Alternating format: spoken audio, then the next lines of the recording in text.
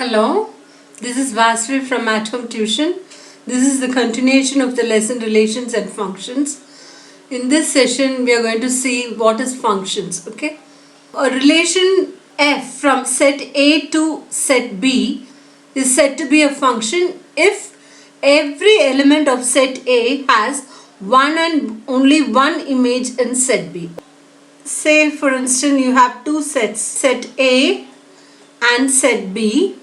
The elements in set A are these, and in set B if you have these elements.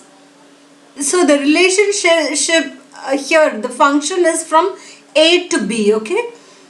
The relation is from set A to set B, and you should have from set A only one image in set B. Say for instance if you have A and 4, okay, then 2 and 4, 3 and 5. This is fine because this is the image. We normally say this is pre-image or domain, right? Pre-image or domain. Set B is the image. So when you pair this up, every elements in the domain should have only one image in set B, okay? So this is a function. This you call a function. Say for instance if I give you another example, like you have set A and set B here, and the relation is from set A to B. The same numbers I take. A is 1, 2 and 3. Here it is 4 and 5. If you have two image for single value here, okay, if you have like this, you find that this number 1 has two images, right? Then it is not a function. It should have only one image. Only then you can term it as function.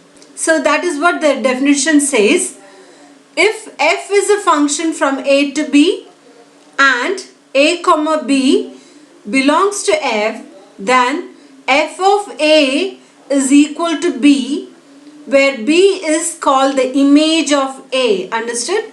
So the one here is called the image, as I told you, and the other one, this one is the pre-image. Okay, set A is the pre-image. Understood? Now I have taken a question here. Let us see, find out if these relations are functions. Okay, there are three relations given. Let us just look at it. If it is given in ordered pairs, okay, just see if the x term is repeated. That is, the x term represents the domain, right? So just see if the x element is repeated. In the first example, you have 2, 5, 8, 11, 14 and 17. Nothing is repeated. So you can say it is a function. Yes, it is a function. Okay. Then they ask you, if it is a function, you have to give the domain and range. So your domain would be 2, 5, 8, 11, all x terms, x coordinates, okay, 14 and 17. So see, nothing is repeated. Now, what is the range in this problem? Range is the y term, right? Y coordinate. So your range would be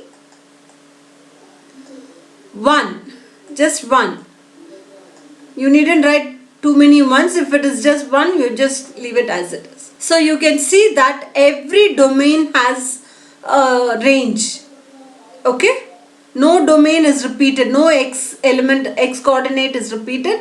If so, then you can call it a function.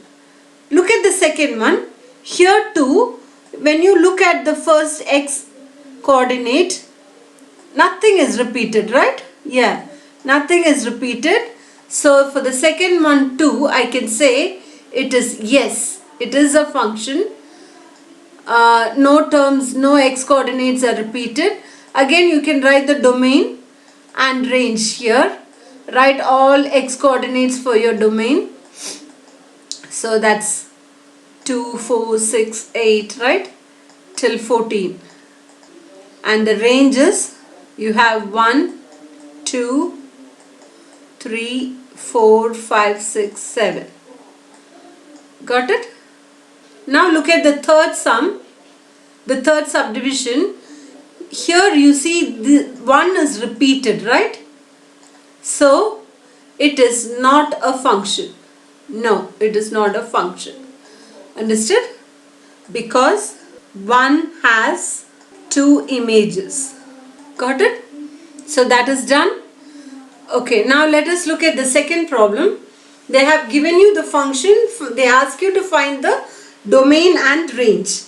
So you know domain is the value which the x can take, right? For the first one, your x is within the modulus, right? So you can have any real number within the modulus. X can be any real numbers, okay? So I can say domain is all real numbers, okay? It can be any real numbers, so it is all, domain can be all real numbers. And what would be the range? You have to find, just give few examples and find out what the range would be, okay? Let me take 3 numbers for x just to know what the range would be, okay? So I just take one positive value, one negative value and a 0. So here when x is equal to, so f of 0, just look at f of 0. F of 0 would be minus modulus of 0, right? So that's nothing but 0. Now let me take f of I just take an integer, okay? It can be a real number, right? It can be an integer also. Just imagine I take it as negative number, negative 2. It would be minus of negative 2, right? Modulus minus 2. So that would be minus, the modulus of negative 2 becomes a positive 2. So you get a negative 2 as answer. Okay? Now when you take f of 2, a positive number, even then see it is minus of the modulus 2 and that is again a negative number, right? So we find that range will either be 0 or something in negative, okay? So what I would say is range is all real numbers except positive. Since a negative sign is attached here, whatever value you take, finally it is going to become a negative number.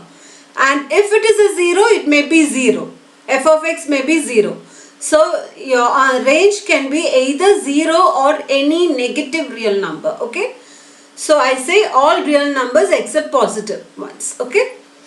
In the second problem, your f of x is square root of 9 minus x square, right? And we all know that, okay, so x can take up, let me tell you one thing. When you get a square root here, for the root, it is defined only for the numbers greater than 0, greater than or equal to 0, right? So x can't be something which makes the value inside the bracket negative. So you can have numbers for domain, you can have numbers only. Domain can be x, where x is between negative 3 and positive 3, okay? Because when it goes more than 3, you get a negative answer here within the bracket, okay? That can't be so. Or you can also write like this. In close bracket, you can write negative 3 to 3. And now the range. What would be the range when the value varies from negative 3 to, when x varies from negative 3 to positive 3? Let's just check, okay? I'll just do f of negative 3 here. So what happens? This is square root of 9 minus negative 3 the whole square, right? So that's a 0, okay?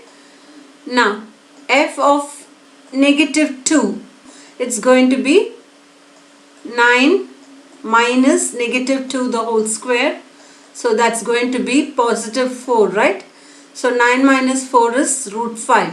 When your x is 0, it would be root 9, which is 3. And again, when I take it as positive 3, I have taken all the values now, positive, negative and a 0. It becomes square root of 9 minus 3 squared, which is 0, right? So you find the values are between 0 and positive 3, right? You are not getting any negative values. So here you can say the range is from 0 to 3. Okay? When you have your domain as negative 3 to 3, your range would be 0 to 3. I hope you understood this. Shall we go on to the next one? You have the third problem here. All you need to do is find out the range. See, I can tell you one easy way of doing it. Okay? They say x should be greater than 0, right? So x is greater than 0. So I'm going to make it 3x now. So 3x is also greater than 0 because it's 3 times on both sides. So that's again a 0. Now I multiply this by a negative 1.